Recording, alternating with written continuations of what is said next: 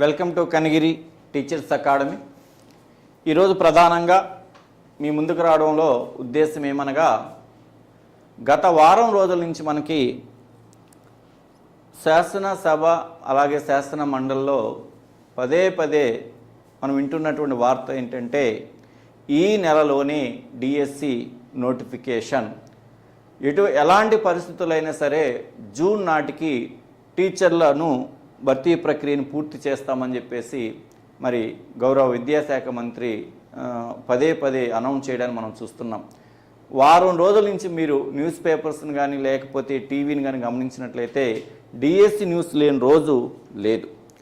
మరి ఈ యొక్క డిఎస్సి నోటిఫికేషన్ మరి ఎప్పుడో రావాల్సినటువంటి నోటిఫికేషన్, డిసెంబర్లోనూ రావాల్సినటువంటి నోటిఫికేషన్ మరి రాకపోవడానికి గల కారణాలు ఏమిటనేటువంటి అంశాన్ని మనం పరిశీలన చేస్తే, మరి ఆ రోజు ప్రభుత్వం చెప్పినటువంటి ప్రధాన కారణం ఏంటంటే, ఎస్సీ కమిషన్, ఎస్సీ వర్గీకరణకు సంబంధించి ఏకసభ్య కమిషన్ నియమించాము, ఆ కమిషన్ రిపోర్ట్ రాగానే డిఎస్సి నోటిఫికేషన్ విడుదల చేస్తామని చెప్పేసి చెప్పడం జరిగింది.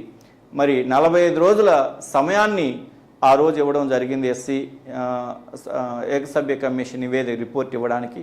మరి సమయం సరిపోలేదని చెప్పేసి తిరిగి సమయాన్ని పొడిగించడం జరిగింది.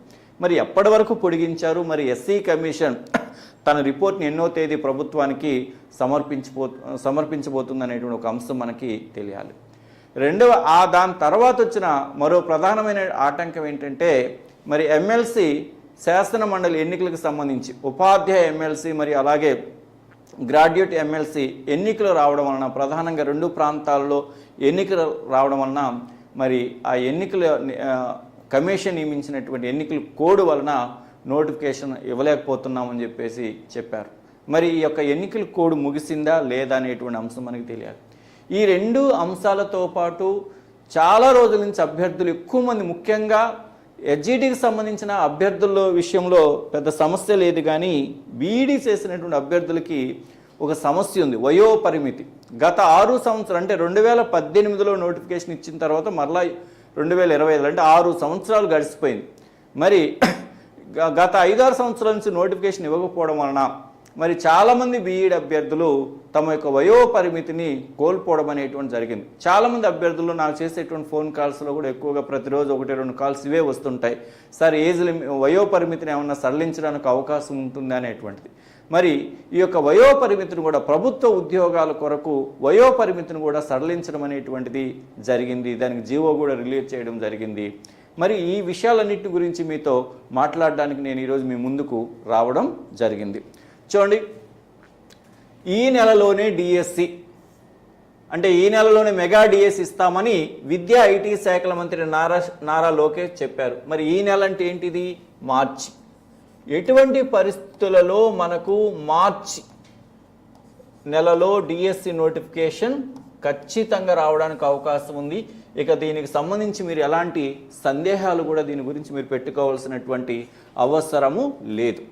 మరి ఇక్కడ ఈ యొక్క డిఎస్సి నోటిఫికేషన్కి ఇప్పటిదాకా ప్రభుత్వం ఆటంకం అని చెప్తూ వచ్చినటువంటి ఈ యొక్క ఎస్సీ శ్రీ రాజీవ్ రంజన్ మిశ్రా యొక్క ఏకసభ్య కమిషన్ ఏదైతే ఉందో ఆ యొక్క రిపోర్ట్ని ఎప్పుడు ఇవ్వబోతుందంటే గవర్నమెంట్కి మార్చి 11వ తేదీన ఇవ్వడం జరుగుతుంది. అంటే నెక్స్ట్ మంగళవారం ఇవ్వడం జరుగుతుంది. అంటే మార్చి 11వ తేదీన ఏ రోజైనా సరే డిఎస్సికి సంబంధించినటువంటి నోటిఫికేషన్ విడుదల కావడానికి అవకాశం అనేటువంటిది ఉంది. ఇన్నిసార్లు ప్రభుత్వము ఈ యొక్క డిఎస్సి నోటిఫికేషన్ గురించి ప్రకటన చేసిన తర్వాత నేనైతే మరలా ప్రభుత్వము డిఎస్సి నోటిఫికేషన్కి సంబంధించిన అంశంలో వెనుకకు పోతుందని నేనైతే అనుకోవడం లేదు. కాబట్టి ఎంతో కాలం నుంచి ఎదురు చూస్తున్నటువంటి అభ్యర్థులు మాత్రం ఇక దాని పట్ల నెగటివ్గా ఆలోచన చేయకుండా మీ యొక్క ప్రిపరేషన్కి పదును పెట్టవలసినటువంటి అవసరం ఎంతైనా ఉంది. అంటే మార్చి 11వ తేదీన ఎస్సీ కమిషన్ తన యొక్క రిపోర్ట్ని గవర్నమెంట్కి సబ్మిట్ చేయబోతుంది. అంటే నెక్స్ట్ వీక్ మంగళవారం ఇవ్వడం జరుగుతుంది. కాబట్టి మార్చి 11వ తేదీ తర్వాతన ఏ రోజైనా నోటిఫికేషన్ ఇవ్వడం అనేటువంటి జరుగుతుంది. అంటే ఒకవేళ వాళ్ళు ఎస్సీ కమిషన్ రిపోర్ట్ని ఆధారంగా చేసుకుని నోటిఫికేషన్ ఇవ్వాలనుకున్నట్లయితే మనకు నోటిఫికేషన్లో సాధారణంగా జిల్లాల వారీగా ఉద్యోగాలు ప్రకటన చేసిన తర్వాత ఆ జిల్లాలో ఉండేటువంటి ఉద్యోగాల సంఖ్యను ఆ యొక్క క్యాస్ట్ వైజ్గా రోస్టర్ పాయింట్స్గా ఏ క్యాస్ట్కు ఎన్ని అనేటువంటిది రోస్టర్ వైజ్గా ఇవ్వడం అనేటువంటిది జరిగింది. ఎందుకంటే ఆల్రెడీ మనకి సజెస్టివ్ సిలబస్ అని చెప్పేసి 2024లోనే ఇవ్వడం జరిగింది. కాబట్టి ఆ ప్రిపేర్ అయిన అభ్యర్థులందరూ కూడా సిలబస్ ఏంటో తెలుసు. ఇంకా తెలియాల్సింది ఏంటంటే ఆల్రెడీ 16,000 చిల్లర పైచిలుకు ఉద్యోగాలకు ఆల్రెడీ అనౌన్స్మెంట్ జరిగింది. ఏ జిల్లాలో ఎన్ని ఉద్యోగాలు ఉన్నాయో అందరికీ తెలుసు. కాబట్టి ఇంక తెలియాల్సింది ఏంటంటే ఒక రోస్టర్ పాయింట్ మాత్రమే.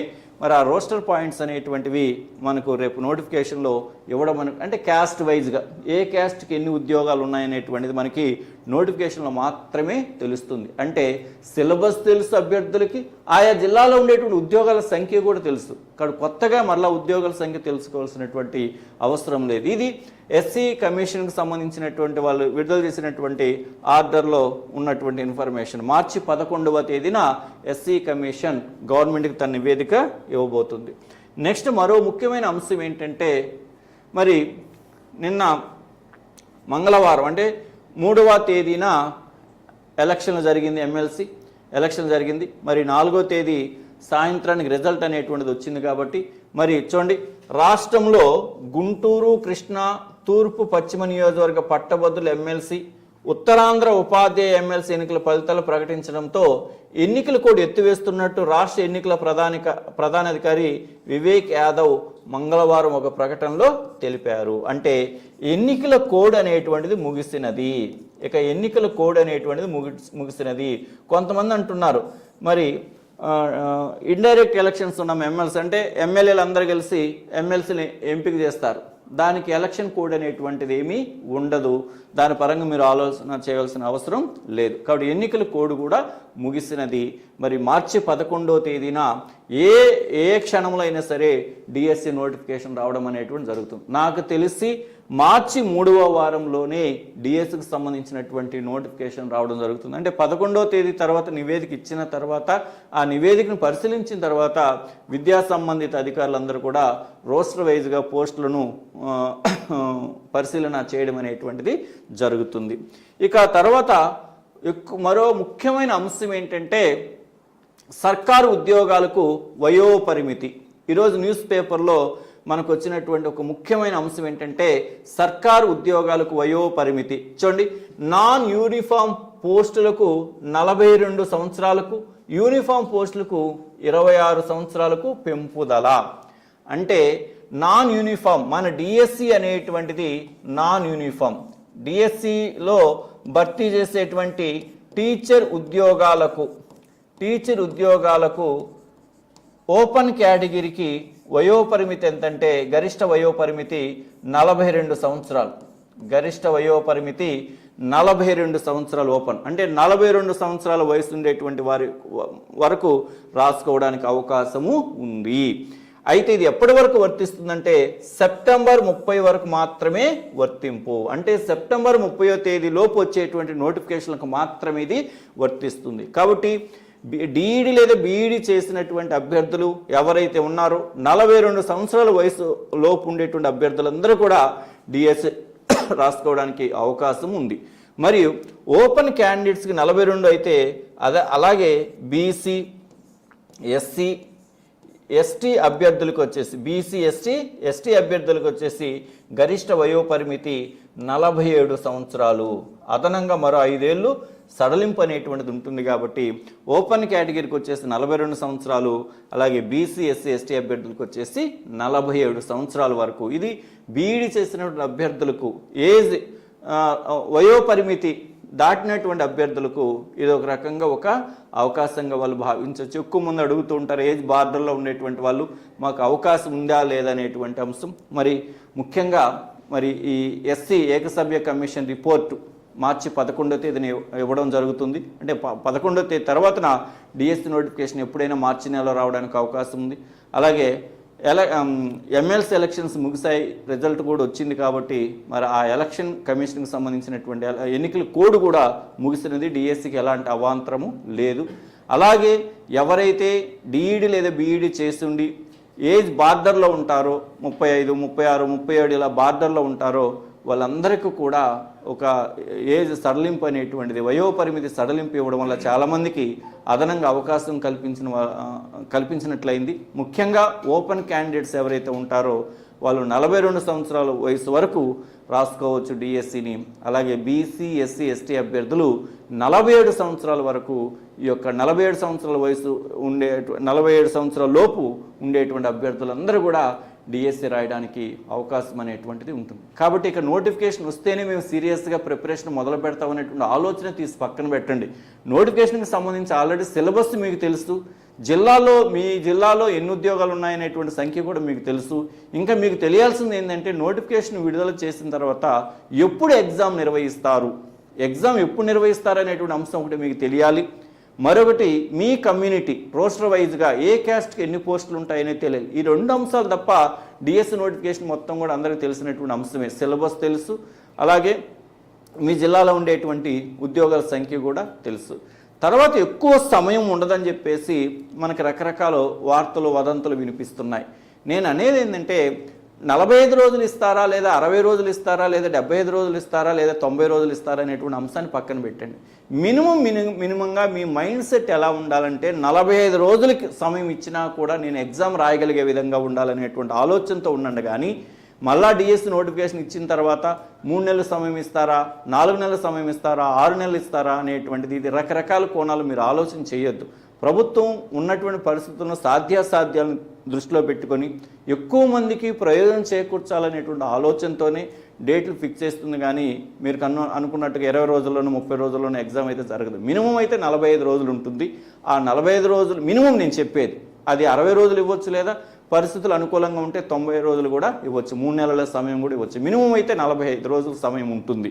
కాబట్టి నోటిఫికేషన్ ఇచ్చినాక, కాబట్టి నోటిఫికేషన్ ఇవ్వడానికి ఇంకా ఒక 15 రోజుల సమయం ఉంది. కాబట్టి ఇంకొక 15 రోజుల లోపు నోటిఫికేషన్ రాదు. నోటిఫికేషన్ అనేటువంటిది ఇస్తామని చెప్తున్నారు కదా, మరి ఇచ్చిన తర్వాత మీరు రోజులు లెక్కించుకోవడం కంటే కూడా ఈ రోజు నుంచే మీరు రోజులు లెక్కించుకున్నట్లయితే ఇంకా 15 రోజులకు నోటిఫికేషన్ రావడానికి అవకాశం ఉంది. ఆ తర్వాత కనీసంగా 45 రోజులు, కనీసం 45 రోజుల సమయం ఇచ్చిన 60 రోజులు మీకు సమయం ఉంది ఈ రోజు నుంచి మీరు ప్రిపేర్ అయినా కూడా. కాబట్టి మీ మైండ్లో ఉండేటువంటి రకరకాల అనుమానాలన్నింటినీ పక్కన పెట్టేసి ప్రిపరేషన్లో సీరియస్గా ఉండాలని చెప్పేసి భావిస్తున్నాం. మరి మరొక అంశంతో మరొకసారి మీ ముందుకు వస్తాను. ఏదైనా డిఎస్సికి సంబంధించినటువంటి అప్డేట్స్ ఉంటే దానికంటే ముందు మరో ముఖ్యమైన అంశం మీతో షేర్ చేసుకోవడానికి కూడా వచ్చాను. మరి కనిగిరి టీచర్స్ అకాడమీ వాళ్ళు ఎడ్జిటికి సంబంధించి ఫైనల్ వార్ ఫర్ డిఎస్సి అని చెప్పేసి అన్స్టాపబుల్ ఎడ్జిటి టెస్ట్ సిరీస్ అని చెప్పేసి ఒక మార్చి 9వ తేదీ నుంచి డిఎస్సి ఎడ్జిటి వాళ్ళకి ఒక గ్రాండ్ టెస్ట్ సిరీస్ని ప్రతి సండే ఒక గ్రాండ్ టెస్ట్ ఉంటుంది. దాన్ని స్టార్ట్ చేస్తున్నాం. దీనికి సంబంధించిన డీటెయిల్స్ అన్నీ కూడా మీకు ఈ యొక్క ఏదైతే ఈ వీడియో ఉందో ఈ వీడియో కింద లింక్ పెట్టడం జరుగుతుంది. పీడిఎఫ్ ఫైల్ ఉంటుంది. దాన్ని ఓపెన్ చేస్తే మీకు దానికి సంబంధించిన డీటెయిల్స్ అన్నీ కూడా వస్తాయి. స్కూల్ అసిస్టెంట్ వాళ్ళు కూడా త్వరలో ఎగ్జామ్స్ గురించి డేట్ అనౌన్స్ చేస్తాను. త్వరలో ముందు రేపు మార్చి 9వ తేదీన ఎడ్జిటి వాళ్ళకి మాత్రం టెస్ట్ సిరీస్ ఆఫ్లైన్లో ఉంటుంది, మరియు ఆన్లైన్లో కూడా ఉంటుందమ్మా. ఆఫ్లైన్ వచ్చేసి కనిగిరిలో ఎగ్జామ్ ఉంటుంది, అలాగే విజయనగరంలో ఉంటుంది. ఆన్లైన్లో యాప్ డౌన్లోడ్ చేసుకొని ప్రతి ఒక్కరు కూడా రాసుకోవచ్చు. మరి కోచింగ్కి సంబంధించి కనిగిరి టీచర్స్ అకాడమీ వారు కోచింగ్కి సంబంధించి ఎడ్జిటి న్యూ బ్యాచ్ని మార్చి 9వ తేదీన స్టార్ట్ అవుతుందమ్మా. ఎవరైతే కోచింగ్ అవసరం అనుకుంటారో ఇది మంచి సమయం. నోటిఫికేషన్ వచ్చిన తర్వాత వద్దామనుకుంటే కొంత సమయాన్ని మీరు కోల్పోవాల్సినటువంటి పరిస్థితి ఉంటుంది. నిజంగా మీకు కోచింగ్ నీడ్ అయినట్లయితే మార్చి 9వ తేదీ బ్యాచ్లో మీరు జాయిన్ అవ్వచ్చు. మరి స్కూల్ అసిస్టెంట్ వాళ్ళకి ఈ యొక్క డిఎస్సి కోచింగ్ ఎప్పుడు స్టార్ట్ అవుతుందంటే మార్చి 16వ తేదీన స్టార్ట్ అవుతుంది. మార్చి 16వ తేదీన స్కూల్ అసిస్టెంట్ ఆల్ అంటే ఇక్కడ మా దగ్గర మ్యాథ్స్ స్కూల్ అసిస్టెంట్కి సంబంధించినటువంటి మ్యాథ్స్, అలాగే ఫిజికల్ సైన్స్, అలాగే బయాలజికల్ సైన్స్, అలాగే సోషల్ స్టడీస్, ఈ 4 రకాల కోర్సులకు సంబంధించి కోచింగ్ స్టార్ట్ అవుతుంది. ఇప్పుడు మార్చి 16వ తేదీ. యాక్చువల్గా మొదట్లో మార్చి 6వ తేదీ అనుకున్నాం, కానీ కొన్ని అనివార్య కారణాల వలన కోచింగ్ బ్యాచ్ను వాయిదా వేయడం జరిగింది. ఎడ్జిటి బ్యాచ్ వచ్చేసి మార్చి 9వ తేదీన స్టార్ట్ అవుతుంది. అలాగే స్కూల్ అసిస్టెంట్ వాళ్ళకి వచ్చేసి మార్చి 16వ తేదీన స్టార్ట్ అవుతుంది. కాబట్టి మరి కనిగిరి టీచర్స్ అకాడమీ వారికి సంబంధించినటువంటి యాప్ ఉంది. ఆ యాప్ను కానీ మీరు డౌన్లోడ్ చేసుకున్నట్లయితే అందులో మీకు రకరకాల వీడియో క్లాసెస్ అలాగే రకరకాల టెస్ట్ సిరీస్ కూడా మీకు అందుబాటులో ఉన్నాయి.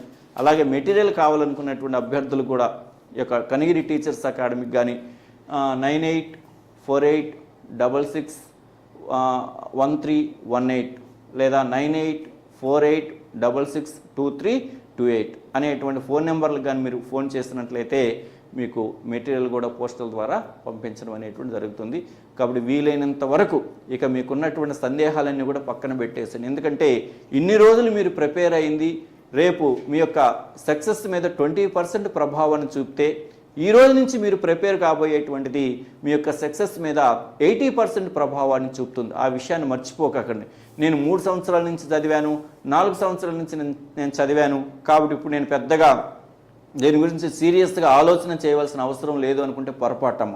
నువ్వు ఎన్ని సంవత్సరాల నుంచి చదివావు అనేది కాదు, ఆ విషయాలు నీకు ఎంత బాగా గుర్తున్నాయనేటువంటి దాని మీదే నీ యొక్క సక్సెస్ అనేటువంటిది ఆధారపడి ఉంటుంది. కాబట్టి ఆ విషయాలన్నీ నువ్వు మరలా రివిజన్ చేసుకోవాలంటే నీకు కనీసం అంటే 2 నెలల సమయము పడుతుంది. కాబట్టి ప్రతి అభ్యర్థి కూడా సీరియస్గా ప్రిపేర్ అవ్వండి.